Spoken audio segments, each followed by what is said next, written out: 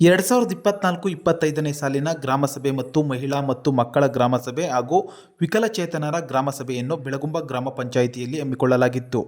ಈ ಕಾರ್ಯಕ್ರಮದಲ್ಲಿ ಅಧ್ಯಕ್ಷರಾದ ವನ್ನಶಾಮಯ್ಯ, ಉಪಾಧ್ಯಕ್ಷೆ ಶ್ರೀಮತಿ ಗಂಗಲಕ್ಷ್ಮಿ ವೆಂಕಟೇಶ್, ಪಂಚಾಯಿತಿ ಅಭಿವೃದ್ಧಿ ಅಧಿಕಾರಿ ನರಸಿಂಹಮೂರ್ತಿ, ಕಾರ್ಯದರ್ಶಿ ಕೃಷ್ಣ ಬಿಹಾರ್, ಸದಸ್ಯರಾದ ಭೈರಪ್ಪ, ಕೋಟಪ್ಪ, ಸದಾಶಿವಯ್ಯ, ರಾಧಿಕಾ ರಾಜಣ್ಣ, ಸುರೇಶ್, ಶಿವಕುಮಾರ್, ಶಬಿನಾ ತಾಜ್, ವಿಶ್ವನಾಥ್, ಶ್ರೀಮತಿ ಚಂದ್ರಕಲಾ ವೆಂಕಟೇಶ್, ಜಯಲಕ್ಷ್ಮಮ್ಮ, ಉಮಾದೇವಿ, ನರಸಿಂಹಮೂರ್ತಿ, ಕನಕ ಗಿರೀಶ್ ಸೇರಿದಂತೆ ಬೆಳಗುಂಬ ಗ್ರಾಮ ಪಂಚಾಯಿತಿ ವ್ಯಾಪ್ತಿಯ ಶಾಲೆಯ ಶಿಕ್ಷಕರು ಹಾಗೂ ವಿದ್ಯಾರ್ಥಿ ವೃಂದ ಹಾಗೂ ಮಹಿಳಾ ಮತ್ತು ಮಕ್ಕಳ ಕಲ್ಯಾಣ ಇಲಾಖೆ ಅಧಿಕಾರಿಗಳು, ಕೃಷಿ ಇಲಾಖೆ ಅಧಿಕಾರಿ ಗಂಗಲಕ್ಷ್ಮಿ ಹಾಗೂ ಆಶಾ ಕಾರ್ಯಕರ್ತೆಯರು ಹಾಗೂ ಅಂಗನವಾಡಿ ಕಾರ್ಯಕರ್ತೆಯರು ಭಾಗಿಯಾಗಿದ್ದರು.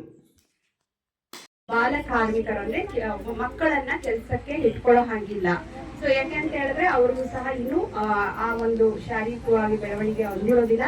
ಈಗೆಲ್ಲ ನಾವು ಕೆಲವು ಕಡೆ ನೋಡ್ತೀವಿ, ಹೋಟೆಲ್ಗಳಲ್ಲಿ ಇಲ್ಲಲ್ಲಿ ಚಿಕ್ಕ ಚಿಕ್ಕ ಮಕ್ಕಳು ಬಂದ್ಬಿಟ್ಟು ಏನ್ ಮಾಡ್ತಾರೆ, ಕ್ಲೀನ್ ಮಾಡೋದು, ತಟ್ಟೆ ಎಲ್ಲ ಎತ್ತೋದು ಅವೆಲ್ಲ ನೋಡ್ತೀವಿ. ಆದ್ರೆ ಆ ಮಕ್ಕಳನ್ನ ಚಿಕ್ಕ ಚಿಕ್ಕ ಬೇಕರಿಗಳನ್ನಾಗ್ಲಿ, ಯಾಕೆಂದ್ರೆ ಯಾಕೆ ಆ ಮಕ್ಕಳನ್ನ ದುಡಿಮೆಗೆ ಬಳಸ್ಕೊಳ್ತಾರೆ ಅಂತ ಹೇಳಿದ್ರೆ, ಒಂದು ಅವರಿಗೆ ಕೂಲಿಯನ್ನ ನಾವು ಕಡಿಮೆ ಕೊಡ್ಬೋದು ಅಂತ ಹೇಳ್ಬಿಟ್ಟು. ಆದ್ರೆ ಈ ದೊಡ್ಡವ್ರಿಗೆ ಕೂಲಿಗಳೆಲ್ಲ ಜಾಸ್ತಿ ಕೊಡ್ಬೇಕು. ಆದ್ರೆ ಮಕ್ಕಳು ನಮ್ ಹೇಳ್ದಂಗೆ ಕೇಳ್ತಾರೆ, ಇದ್ ಮಾಡ್ತಾರೆ ಅಂತ ಹೇಳ್ಬಿಟ್ಟು ಚಿಕ್ಕ ಚಿಕ್ಕ ಮಕ್ಕಳನ್ನ ಕೆಲ್ಸಕ್ಕೆ ಇಟ್ಕೊಳ್ತಾರೆ.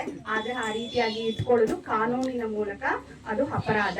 ಸೊ ಅದೊಂದು ಬಾಲ ಕಾರ್ಮಿಕತೆ ಮಾಡುವ ಕಾರ್ಮಿಕರು ಇರೋದಿಲ್ಲ. ಎಲ್ಲಾದ್ರೂ ನಿಮ್ಗೆ ಕಂಡು ಬಂದಿದೆ ಚಿಕ್ಕ ಚಿಕ್ಕ ಮಕ್ಕಳು ಅಥವಾ ಇವರು ಎಲ್ಲರೂ ಕೆಲಸ ಮಾಡ್ತಾ ಇರೋದು ಕಂಡು ಬಂದ್ರೆ, ನೀವು ಸಂಬಂಧಪಟ್ಟಂತಹ ಉಪಾಧ್ಯಾಯರಿಗಾದ್ರೂ ತಿಳಿಸ್ಬೋದು, ಇಲ್ಲ ಪಂಚಾಯತಿ ಅಧಿಕಾರಿಗಳಿಗಾದ್ರೂ ತಿಳಿಸ್ಬೋದು, ಇಲ್ಲ ಕಾರ್ಮಿಕ ಇಲಾಖೆ ಇದೆ ಅವ್ರಿಗೂ ಸಹ ನೀವು ಇದನ್ನ ತಿಳಿಸ್ಬೋದು. ಮತ್ತೆ ಇನ್ನೂ ಒಂದು ಮುಖ್ಯವಾದ ವಿಷಯ ಅಂದ್ರೆ ಮಕ್ಕಳ ಸಾಗಾಣಿಕೆ. ಹೌದಲ್ವಾ? ಮಕ್ಕಳ ಸಾಗಾಣಿಕೆ ಅಂದ್ರೆ ಏನ್ ಹೇಳಿ? ಟ್ರಾಫಿಕಿಂಗ್, ಚೈಲ್ಡ್ ಟ್ರಾಫಿಕಿಂಗ್ ಅಂದ್ರೆ ಒಂದು ಕಡೆಯಿಂದ ಇನ್ನೊಂದು ಕಡೆಗೆ ಮಕ್ಕಳನ್ನ ಸಾಗಾಣಿಕೆ ಮಾಡೋಂತಕ್ಕಂಥದ್ದು. ಈಗೆಲ್ಲ ನೀವೆಲ್ಲ ನೋಡ್ತಾ ಇರ್ಬೋದು, ಲೈಂಗಿಕ ಒಂದು ದೌರ್ಜನ್ಯಕ್ಕಾಗಿರ್ಬೋದು, ಭಿಕ್ಷಾಟನೆಗಾಗಿರ್ಬೋದು, ಮಕ್ಕಳನ್ನ ಹೆಚ್ಚಾಗಿ ಮಕ್ಕಳು ಕಳ್ಳರು ಸುಮ್ನಾರು ಎಲ್ಲಾ ಕಡೆ ಅದು ಹಬ್ತಾ ಇರುತ್ತೆ ಆಗಾಗ. ಆದ್ರೆ ಇದು ನಿಜ ಕೂಡ. ಅಂದ್ರೆ ಮಕ್ಕಳು ಕಳ್ಳರು ಇರ್ತಾರೋ ಇಲ್ವೋ, ಒಟ್ಟಿನಲ್ಲಿ ಮಕ್ಕಳನ್ನ ಸಾಗಾಣಿಕೆ ಮಾಡಿ ಅವರನ್ನ ಭಿಕ್ಷಾಟನೆಗೆ ತೊಡಗಿಸ್ಕೊಳ್ಳುತ್ತಂತೂ ನೀವು ನೋಡ್ಬೋದು. ಎಲ್ಲಿ ನಮಗೆ ಈ ಒಂದು ಟ್ರಾಫಿಕ್ ಈ ಕಡೆ ಎಲ್ಲ ಮಕ್ಕಳು ಭಿಕ್ಷೆಯನ್ನ ಬೇಡ್ಲಿಕ್ಕೆ ಬರ್ತಾರೆ, ಬೆಂಗಳೂರು ಈ ಕಡೆ ಎಲ್ಲ, ಅವಾಗೆಲ್ಲ ನಮ್ಗೆ ಏನಾದ್ರು ಕಂಪ್ಲೇಂಟ್ ಮಾಡಿದ್ರೆ ನಾವು ಅವ್ರನ್ನ ತಗೊಂಡು ಭಿಕ್ಷಾ ಕೇಂದ್ರಗಳು ಏನಿರ್ತವೆ ದೊಡ್ಡವರು ಸಹ ಅವರನ್ನು ಸಹ ನಾವು ಭಿಕ್ಷಾಟನೆ ಸುಮ್ಮನಲ್ಲಿದೆ ಅವ್ರನ್ನೂ ಸಹ ಅಲ್ಲಿ ನಾವು ಸೇರಿಸ್ಬಿಟ್ಟು ಬರ್ತೇವೆ. ಸೊ ಈ ರೀತಿ ಮಕ್ಕಳಿಗೆ ಒಂದು ಕಿವಿ ಮಾತನ್ನ ಹೇಳ್ಬೇಕು, ಯಾವುದೇ ಕಾರಣಕ್ಕೂ ಸಹ ಅಪರಿಚಿತರು ನಿಮ್ಗೆ ಯಾವ್ದಾದ್ರು ಚಾಕ್ಲೇಟ್ ಅನ್ನ ಕೊಟ್ಬಿಟ್ಟು ಇಲ್ಲ ಏನಾದ್ರೂ ಒಂದು ಆಸೆಯನ್ನ ತೋರಿಸಿ ಅಲ್ಲಿಗ್ ಬಾ ಇಲ್ಲಿಗ್ ಬಾ ಅಂತ ಕರೆದ್ರೆ, ಎಷ್ಟೋ ಸಲಿ ಪರಿಚಯದಷ್ಟೇ ಈ ಒಂದು ಕೆಲಸವನ್ನ ಮಾಡೋದು ಜಾಸ್ತಿ. ಕರ್ಕೊಂಡೋಗಿ ಅವ್ರಿಗೆ ಅತ್ಯಾಚಾರವನ್ನ ಮಾಡೋದು. ಈಗ ನಿಜವಾಗ್ಲೂ ಹೇಳ್ಬೇಕಂದ್ರೆ 5 ವರ್ಷದ ಮಕ್ಕಳಲ್ಲಿ ಬಿಡ್ತಾ ಇಲ್ಲ, ಹೆಣ್ಣು ಮಕ್ಕಳನ್ನ. ನೀವು ಸುಮಾರಾಗಿ ನೋಡಿರ್ಬೋದು, ಮಾತಿನಲ್ಲಿ ಮೊನ್ನೆ ಘಟನೆ ಆಯ್ತು. 5 ವರ್ಷದ ಹೆಣ್ಣು ಮಕ್ಕಳನ್ನ ಅಂದ್ರೆ ಅವರ ಪರಿಚಯಸ್ಥರೇ ಕರ್ಕೊಂಡು ಹೋಗಿ ಅವ್ರನ್ನ ಅತ್ಯಾಚಾರ ಮಾಡಿ ಸಾಯಿಸಿರುವಂತದ್ದು ಉಂಟು. ಸೊ ಅದಕ್ಕೋಸ್ಕರ ಮಕ್ಕಳಲ್ಲಿ ಕಿವಿ ಮಾತು ಹೇಳ್ತಾ ಇದ್ದೇವೆ, ಯಾವುದೇ ಕಾರಣಕ್ಕೂ ಈ ರೀತಿಯಾದಂತಹ ಅಪರಿಚಿತರು ನಿಮ್ಗೆ ಬಳಿ ಬಂದು ಅಲ್ಲೋಗೋಣ ಬಾ ಇಲ್ಲೋಗೋಣ ಬಾ ಅಂತ ಹೇಳಿದ್ರೆ ದಯವಿಟ್ಟು ಸಹ ನೀವು ಅದನ್ನ ಮೊದಲನೇದಾಗಿ ನೀವು ನಿಮ್ಮ ಶಿಕ್ಷಕರಿಗೋ ಪೋಷಕರಿಗೋ ಈ ಮಾಡ್ತಿದ್ದಾರೆ ಅನ್ನೋದು ತಿಳಿಸಿ. ಮತ್ತೆ ಇನ್ನೊಂದು ಲೈಂಗಿಕ ದೌರ್ಜನ್ಯ ಯಾವುದೇ ಆಗಲಿ, ನೀವು ಮನೆಯ ಹೊರಗಿನವರಾಗಿರ್ಬೋದು, ಒಳಗಿನವರಾಗಿರ್ಬೋದು, ಅಪರಿಚಿತರಾಗಿರ್ಬೋದು, ಗುಡ್ ಟಚ್ ಬ್ಯಾಡ್ ಟಚ್, ಒಳ್ಳೆ ಸ್ಪರ್ಶ ಮತ್ತೆ ಕೆಟ್ಟ ಸ್ಪರ್ಶ ನಿಮ್ಗೆಲ್ಲ ಟೀಚರ್ ಅಂತ ಹೇಳ್ಕೊಟ್ಟಿದಾರಲ್ವಾ.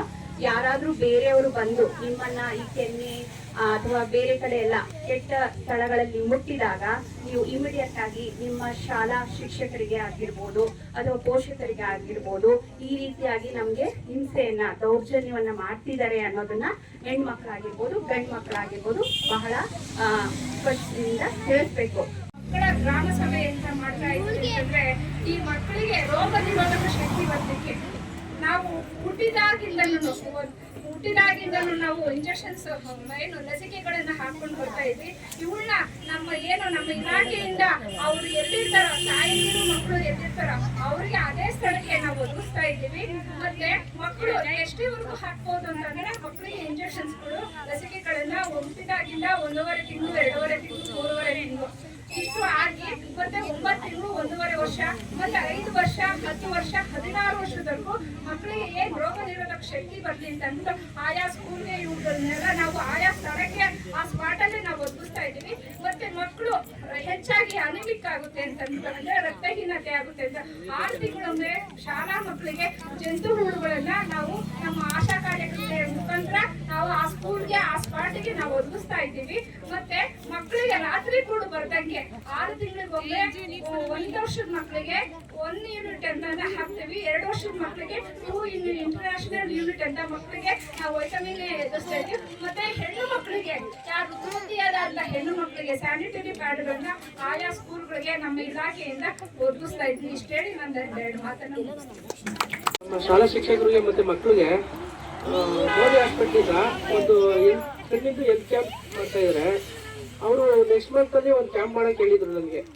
ಅಂದ್ರೆ ಅವರೇ ಬಂದ್ಬಿಟ್ಟು ಮಕ್ಕಳು ಕಣ್ಣು ಪರೀಕ್ಷೆ ಮಾಡಿ ಅವ್ರಿಗೇನೋ ಸಮಸ್ಯೆ ಇದ್ರೆ ದೂರದೃಷ್ಟಿ ಇದ್ರೆ ಅವರೇ ಕನ್ನಡಕ ಕೊಡುವಂಥದ್ದು, ಮತ್ತೆ ಹೆಚ್ಚಿನ ಚಿಕಿತ್ಸೆ ಇದ್ರೆ ಅವರೇ ಕರ್ಕೊಂಡೋಗಿ ಮೋದಿ ಹಾಸ್ಪಿಟಲ್ ಚಿಕಿತ್ಸೆ ಕೊಡುವಂಥದ್ದು ಮಾಡ್ತಾರೆ. ಅದಕ್ಕೆ ನಮ್ಮ ಗ್ರಾಮ ಪಂಚಾಯತಿ ವ್ಯಾಪ್ತಿಯಲ್ಲಿ ಎಲ್ಲಾ ಮಕ್ಕಳನ್ನು ಸೇರಿಸಿ ಒಂದ್ ಕಡೆ ಕ್ಯಾಂಪ್ ಮಾಡಕ್ಕೆ ಹೇಳಿದ್ರು. ನಿಮ್ ಸಹಕಾರ ಎಲ್ಲ ಕೊಟ್ರೆ ನೆಕ್ಸ್ಟ್ ಮಂತ್ ಅಲ್ಲಿ ಮಾಡೋಣ ಅಂತ. ಏನ್ ಹೇಳ್ತೀರಾ ಮೇಡಮ್?